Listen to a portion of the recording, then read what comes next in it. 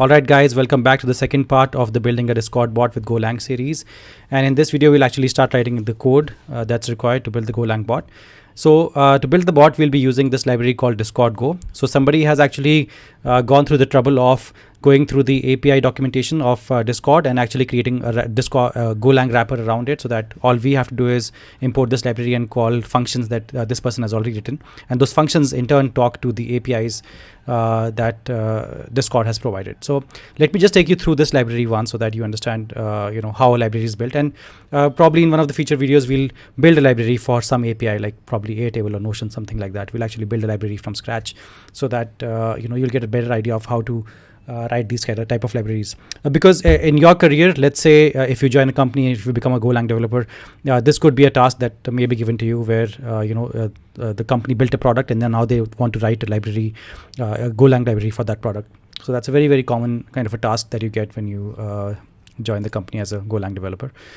Anyhow, so as you can see, there are some files, right? And some files are more important than the other files. So one file is this auth.go. So this obviously, is about how the bot, how your bot is going to sign into Discord, right? And then you have your discord.go. And this has a lot of, important structs and functions around creating a new session and using the token inside Discord. And then you have your events, right? All the types of events that can possibly happen inside Discord. And then you have your event handlers. So for all those events, there are all these event handlers that you have, right? So channel, pins update, event handler. So all the events that take place, there will be functions that can handle those, events, right? And then you have your different interactions where, you can define what an interaction is. Is it a message or a voice message? And how does it work basically? So all of those things are here, right? So somebody has already written all these functions for you. There's also logging there, as you can see, right? So there are also tests written for each of these. And then user file is also important because we'll be creating our bot as a user. And so we'll have to give it an ID. So we'll be using some functions from this user file as well. And maybe in the future, I'll show you how to use the voice messages also. So it's not important for you to go through this library, but it's just a good exercise. Whenever you're using a library, just go through it, see what kind of functions that the person has written, and what all can you use, right, in your own project. So now the functions that we'll be using are very basic in the sense we could just going to use a function called new, which just creates a new bot. We just created you're going to use a function called user, which just creates a user for us and then assigns it a user ID. And then a channel message sent, which just sends a message. That's all. We're not doing anything special here. We're just creating a bot that replies pong if you send ping to it, right? That is all it does. Obviously, we'll have more complicated lessons coming up in the future where we'll build like a weather tracker. We'll build like a data scraper, all of that right inside Discord. But the thing is, you need to start somewhere, right? So we're going to start at a very basic place now. Now I'll take you back to my PowerShell. Yeah, so now we're in our PowerShell and we're going to go inside the folder where I keep most of my Go code. And here we're going to create a directory called Discord ping. So we'll cd inside this Discord ping, and we're going to open up our project in VS Code. You could be using any other code editor, doesn't matter. And also these PowerShell commands, these are the same if you're using it doesn't matter if you're using Mac or Ubuntu. The commands are going to be the same. Now let me try switching to my VS Code. I think you can see my VS Code now. So as you can see, we have a completely empty blank canvas, and we'll create a file called main.go, and we'll have more folders here, don't worry. And then we'll also have config.json where we'll create a key power tokens. So in config.json, all you need to do is you need to just keep your token, and also Discord wants something called as bot prefix from us,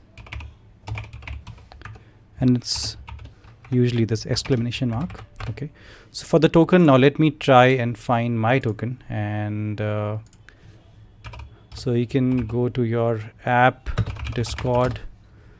I'm not sure if you can see my browser. Let me try and yeah, so you can see my browser now. So we'll go ahead and go to our Discord bot app. So somewhere, yeah, so we can see our ping bot here. So in the previous video, you already copied the bot token, I think, but I'm just showing it to you again in case you're joining in right now for this video. So this is the bot token you have to copy and you have to paste it. So let me switch over back to my VS Code so you can see. Yeah, so I've copied and pasted my token and everything looks good. So what we'll do now is we'll start working on our main.go file. So let's save this file, and back here in our main.go file we'll say package main, and we'll say import, and I know we need fmt, and I know that we'll need 2 more files, but let's create those files first. So we'll say func main, and we want to first read our config file, right? So we need this function that reads our config file, and what I'll do is I'll create it inside another file, config file. So I'll just, for now, I'll just say config.read config. All right, it'll be inside another file called config.go, so don't worry about that right now. But the important part is that this is the function that we need to write there. All right, and then we check for error. You know how to check for error. You say error is not equal to nil, and if error is not equal to nil, then you print out the error. Print ln and error dot error. All right, and then you return from here. Then you need something to start the bot. All right, we need to write this function that starts our bot. This also I think I'll write in another file, not in the main .go file. And then we'll just create an empty channel, notification channel that with of size 0, and then we'll just return from here. All right, so this is it. This is all that we have to do in our main.go file. That's all. All right. Okay, so now let's create our 2 folders that I've been talking about, the 2 other files, and one will be a folder called bot and the other will be a folder called config. Inside config we need to create a file called config.go. Inside bot we need to create a file called bot.go. So all that config is doing is just revolving around reading this config.json file. That's all the config.go file will do.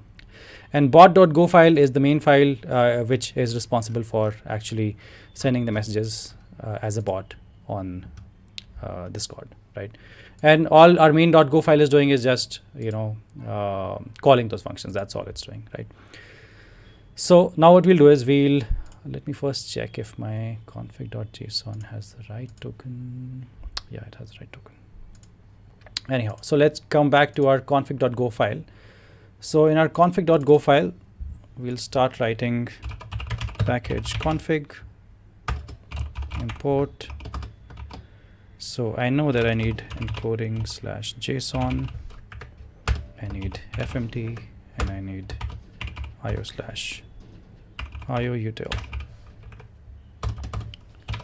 And let's define some variables, token string and bot prefix as string, because I want to get these 2 variables from my config.json file into config, right? So that I'll need these 2 variables so that I can use them later on. And then I'll have config, which will be config struct. All right, so let's define what is config struct. So type config struct. It is obviously of type struct, right? And it has 2 things. One is a token, and not json.token, just token. And the other thing is bot prefix. And you already know how this works. It's going to say string and JSON token, right? And something wrong with my mouse. And then you have bot prefix, which is also a string, and JSON token. Sorry, bot prefix. Okay. So we'll read the config file and we'll get that into a struct, and then we'll define our variables with that. That's the whole plan here. That's why we're doing all of this. And now we'll have to create our main function, the func read config, okay, which we're calling in main.go. We're calling the read config function, right? And that's what we are trying to basically build out here. And all that this function does is just read the config file. So we'll say fmt dot println. I mean, the code is quite simple, so I'm hoping you don't have any doubts. But if you have any doubts or any issues, anything that you're not understanding, then you can feel free to put it out in the comments below. So so the first thing it says, it's going to start reading the config file, right? And then we're going to use the ioutil package that we have used out here, and we're going to use the read file function, and we're going to use our config.json file. Make sense? And we're going to take the value that comes from here into file, and also it returns something called as an error. So it returns two things. If it returns an error, so that means if error not equal to nil, you just print out the error, fmt.println error, and you return the error from this function. Okay. And here we're going to print out the file. Now what we'll do is we'll unmarshal config. So we'll say json.unmarshal file comma config, right? And then we'll say error is equal to yes. And here, if there is an error, we'll just print out the error. So we'll say fmt.println error and return the error. Okay. So we've taken our config.json. From JSON, we have unmarshaled it and created a regular, Golang readable string format type of a thing, right? And now we'll be able to basically, and we have this in something called as config. Now all we need to do is we need to assign token and bot prefix the values from this config, right? Because this has the Golang readable values. Now what we'll do is we'll say token, our token variable, which will now become equal to config.token, right? And bot prefix will become equal to config.bot prefix, and return nil because there is no error if we've come this far, right? So does this make sense? Let me take you through the entire code again, actually, just to make sure. So you imported these three things, right? Encoding JSON, because I want to use the unmarshalling package from JSON, unmarshalling function from the JSON package. I want to use the print functions from FMT, the format package, so I'm going to use those. And from ioutil, I need the function that helps me to read the file. So what I'm doing basically is I have these two variables, and then a config variable of type config struct. Config structs, if you don't know, are your own data types in Golang. So you can create your own data type in Golang, right? And this struct is of type token, which is of string, right? And bot prefix, which is of type string. And so we have config of type config struct, right? So I'm sure till now that much is clear. And now what we'll do is we'll read the file config.json, which already is there. We've created that. It has token and bot prefix. right? And it's going to store that in file, or it's going to return an error. If there's an error, you print out the error. If you receive the file, then you print out the file. As simple as that, right? And then you try and unmarshal this file and bring the values into config. Okay, config, which is a variable of type config struct. Okay, and now that you have the values here, you will say config.token is equal to token, your token variable, this one token, which is just a string. It becomes equal to config token, and bot prefix becomes equal to config.bot prefix. So now token and bot prefix are not JSON, they're actually Golang readable values that Golang can process. And also we'll be sending these when creating the Discord, the bot in for Discord, right? So I hope till now everything is clear. And so we've written our main.go file, we've written our config.go file, and all that we need to do now is write our bot.go file. And it's actually a very, very simple file. But I think I'm going slightly over time. So what I'll do is I'll just create another video, the third part of this series. I know I had said that there will be only 2 parts, but I think I'll have to create a third part, because I'll have to show you how to write the bot.go file, and then I'll also have to show you how to test it inside the Discord interface. So thank you for watching, and please subscribe so that you come to know when the next video is up on YouTube, and thank you for watching.